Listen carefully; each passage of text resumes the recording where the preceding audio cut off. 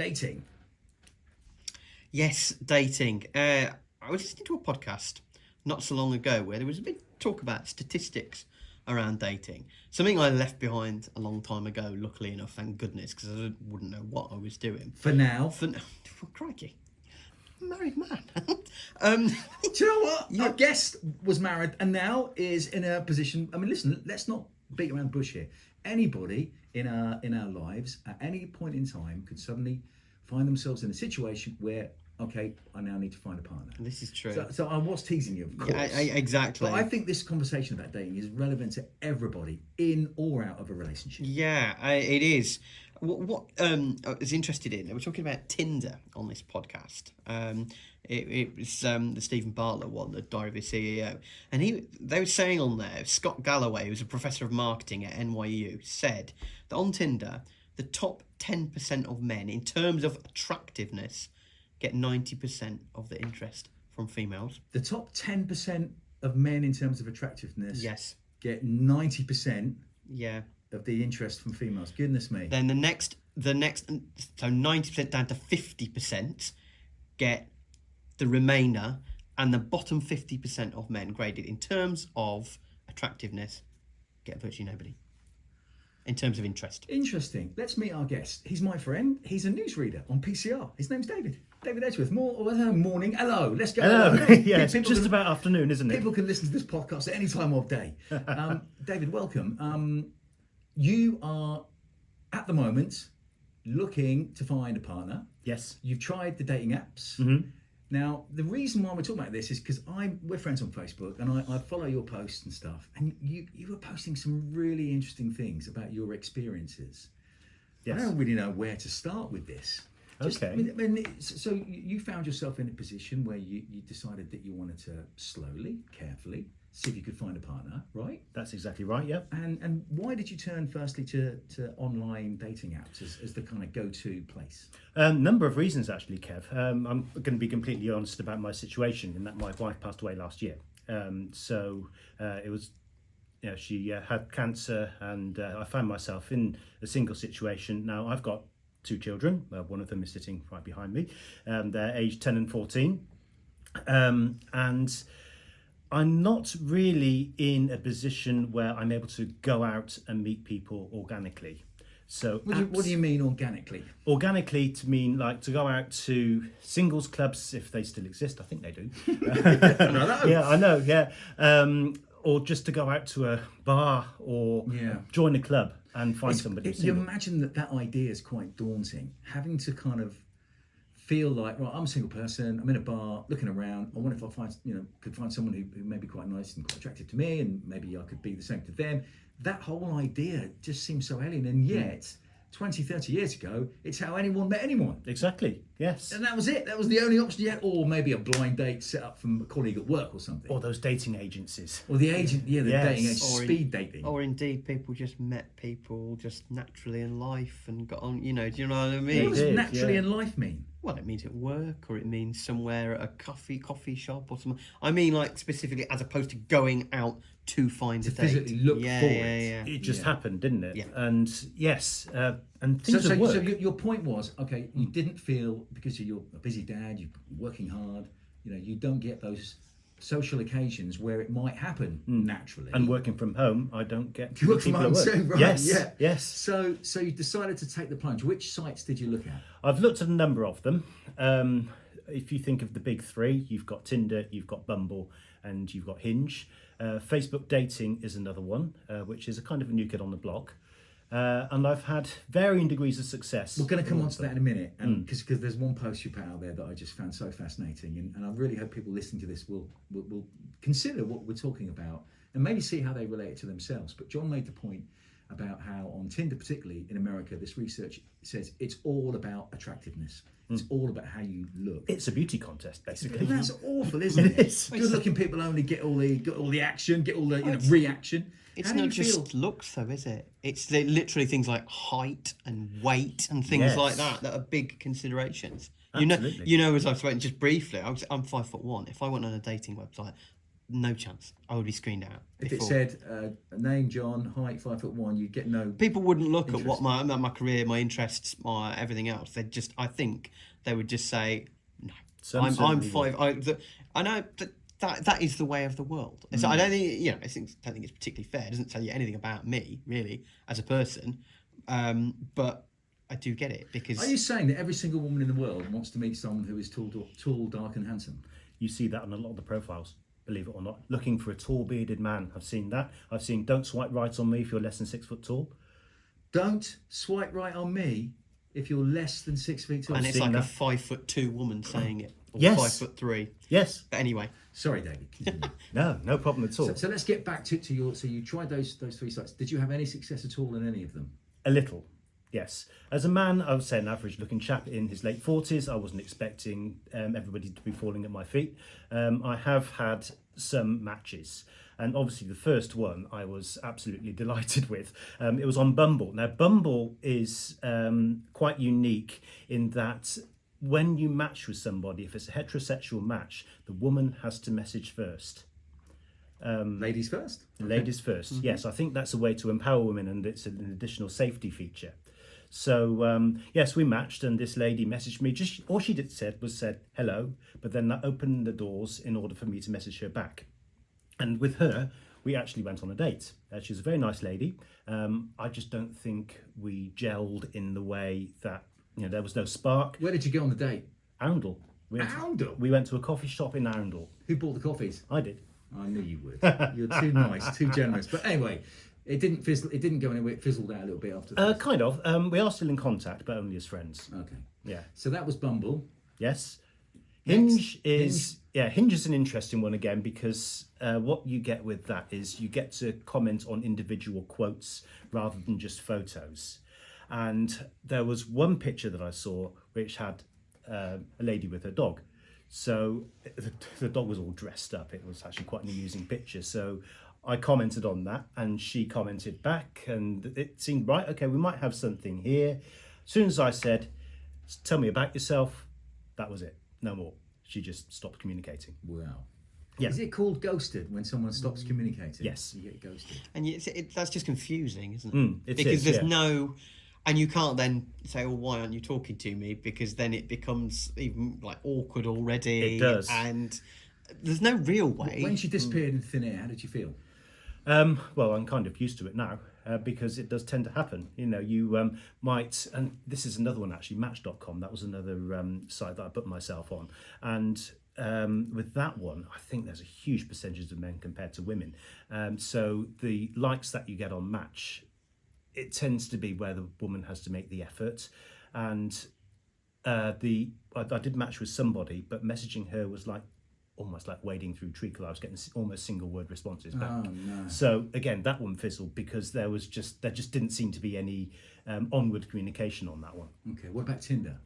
Tinder is a waste of time for somebody in his late 40s, I'll be straight.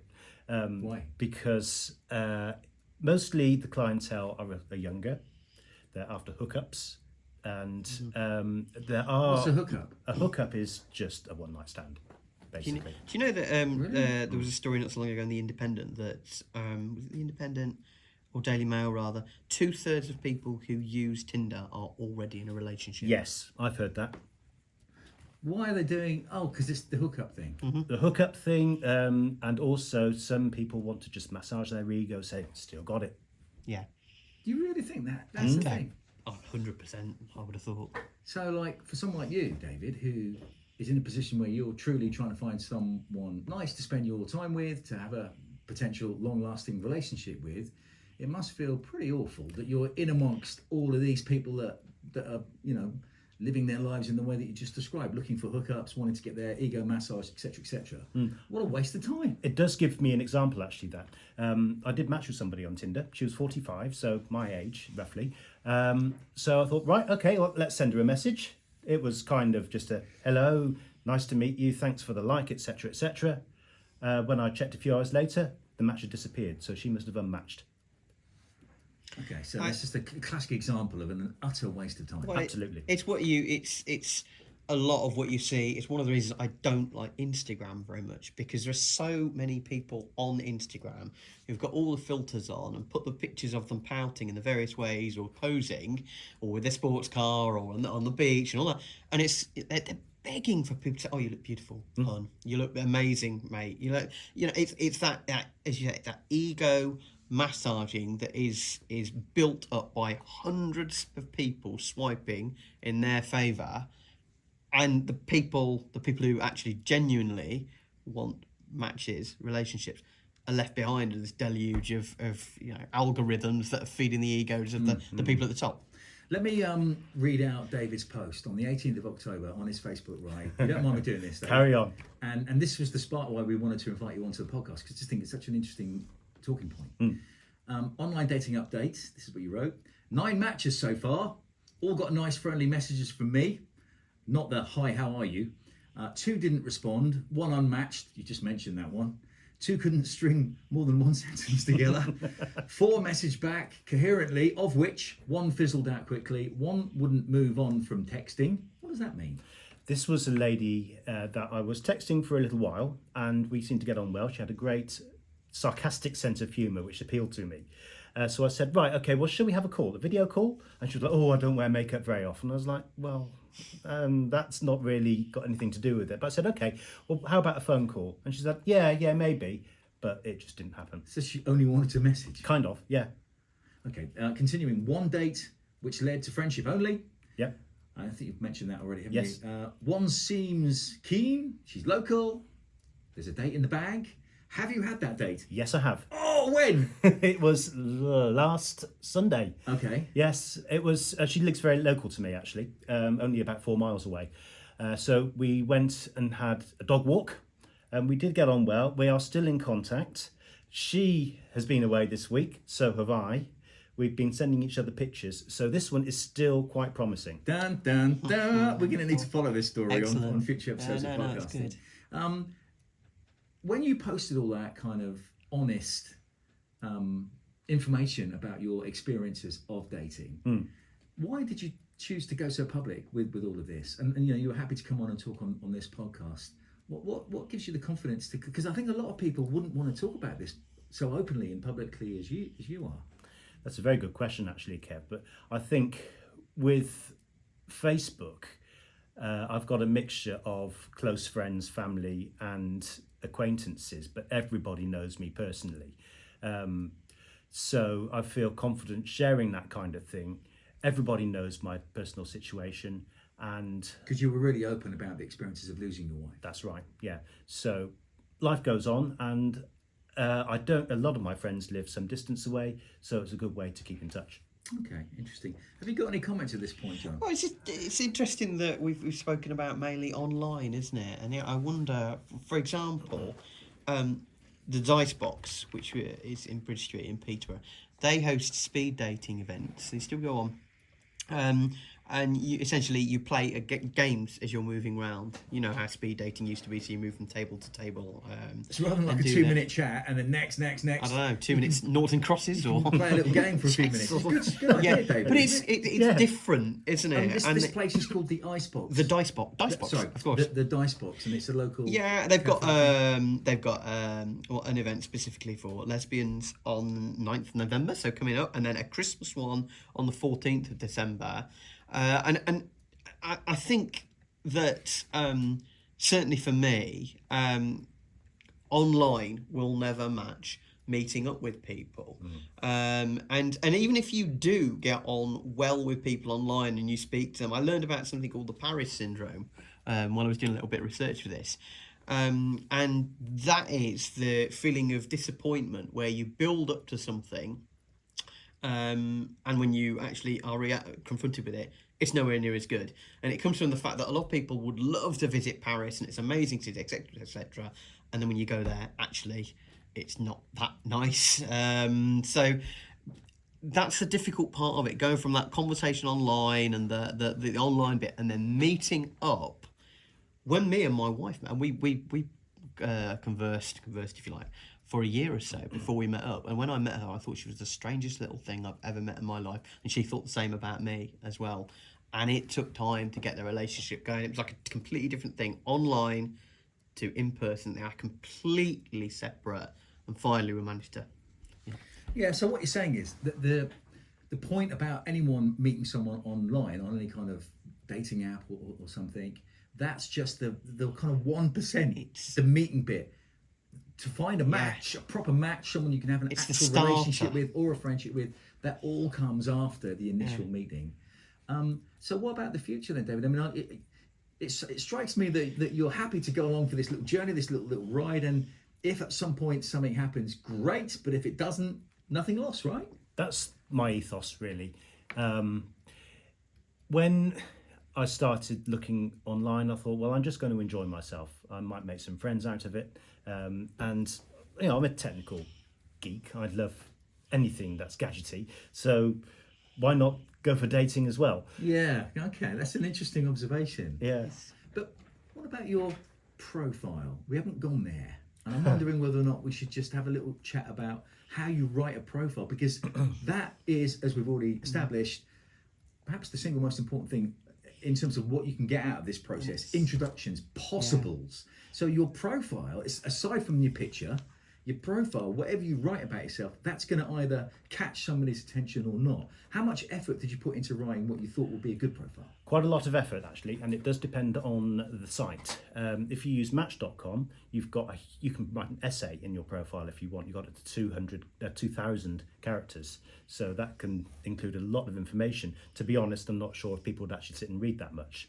But if you use something like Tinder or Bumble, you're much more restricted to say 500 characters, so you can only write a couple of paragraphs at most. So I'm David, I'm in my 40s, I've got 2 daughters, I'm looking for a serious relationship. I mean, I don't know, what do you write? If you write that, you probably won't get much action because people are looking for something to stand out. John nodded. Yeah, I know. Yeah. Well, I mean, I've heard before that the important things, they were based on what resources you have, how intelligent you are, and how kind you are. That's what women look for generally. Well, how can you demonstrate intelligence and kindness? Yeah, online? how do you do that? What's more important, intelligence, kindness, or sense of humour? Wow, it does depend on the person that's looking for you. I would say all 3 in a way. Sense of humour, I think, would probably come on top, because if you can't have a laugh with somebody, then I think it would be quite boring. Yeah. I've got a question for you both, and see if you can get this. There is a particular thing that has gone from being relevant to 5% of women, say 20, 30 years ago, to more than 50% of women now. Something that they find important in a male. What do you think it is? You answer that one, David. Having looked at the profiles of the hundreds of women that I've looked at online, I would say a sense of humour comes pretty high on the list. But there are people who can call themselves sapiosexual, and those are people who actually, how can I say it, suitable for work, safe. But basically, they get turned on by intelligence. Those people do exist. Would you like to know what the answer I've seen is? Go for it. Politics.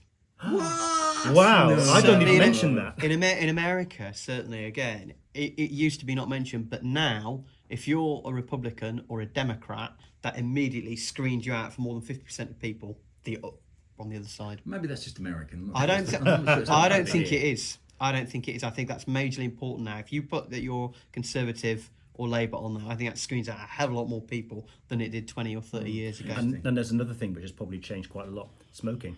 Yeah. A lot of people don't like smokers these days, and people will say, I only want non-smokers. You can filter it out on all of the sites. So if they smoke, then the pool that you have access to is a lot lower. Yeah, very antisocial. So I've looked at a few notes. I've talked about this on radio breakfast shows before, and I've just been looking at some notes of previous breakfast shows I would have talked about the subject of dating. I used to work with a girl called Roz, Kevin Roz, Heart Breakfast, and Roz was brilliant on this subject. We talk about stranger danger in bars, which is why a lot of women, a lot of her single friends don't go to bars because of the whole stranger danger thing. Scrolling online is the new norm. One question that I wrote down, is it all about looks? And this is a note from like 4 or 5 years ago. So the talking point then is the same as the talking point now. Ross told me a story once of a guy who borrowed a Range Rover for a selfie to put on his Tinder. Like, what? Like, talk about kind of false advertising. I'm not surprised. And you look at so many of these profiles, you know, everyone in the world, it seems, likes climbing mountains and likes going on long walks in the countryside, and they all love pub dinners and cozy Sundays by fires. So I'm in a relationship, so I'm not on any of these dates. I have in the past been on some of them, but I just wonder about how credible your profile needs to be, how up to date your photographs need to be. You don't want to be putting on pictures that don't really tell the truth, do you? That don't really tell a lie. You want to tell the truth about yourself, because otherwise, come the moment when you're going to meet, you're not driving a Range Rover. You don't look like someone that likes to climb mountains. That's right. You do have to. Honesty is the best policy, in my opinion. Now, what you need is something in the background that makes you, maybe something that you enjoy doing, part of your hobby. I've got a picture for example with me with my headphones on in front of a microphone. Oh, you little poser. Oh yes, Look yeah, at me, but reading it's the true. news. Yeah, it is true. It is true. Yeah. I've also, and I bet that will catch a lot of people that want to just hear your voice. that's right. Yes. But also, Talk to me in your newsreader voice. but also it's the exotic look that tends to set you apart. And I've actually got myself on an app called Bumpy, which is, I know, ignore the name. It's but it's it advertises itself as international dating.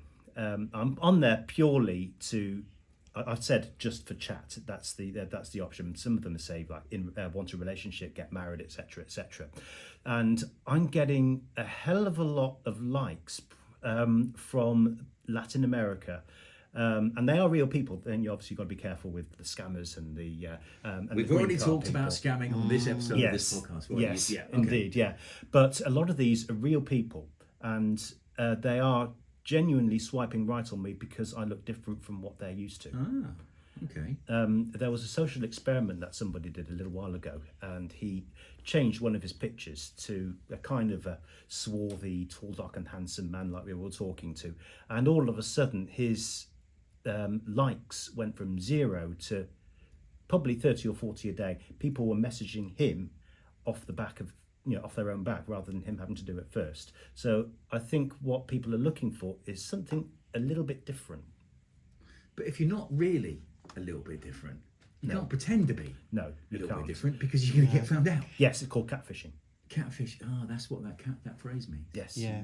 And then I guess you could make yourself different. It depends on how, do you know what I mean? You could take up new hobbies and put new things on there, couldn't you? It's you could it depends whether you want to say, well, I'm me, take me as you find me, that's it, or whether you want to evolve yourself and go for things. You've got to sell the best version of yourself. Yeah. I really wish, we're all three guys chatting away here. I know. And I wish we'd invited a female to get a female's perspective on and this. I've spoken to the lady that I saw last week. She was talking about her experiences online, and the difference between males and females is night and day, because she said that with the amount of interest she had, she could have gone on a different date with a different person every day for a year. Goodness me. And Yeah. she's actually older than me. She's a year older. Wouldn't all of that trawling through your messages just become exhausting? It would. Trawling through, swiping, you get what is called swipe fatigue. Swipe fatigue. Yes, it is a thing.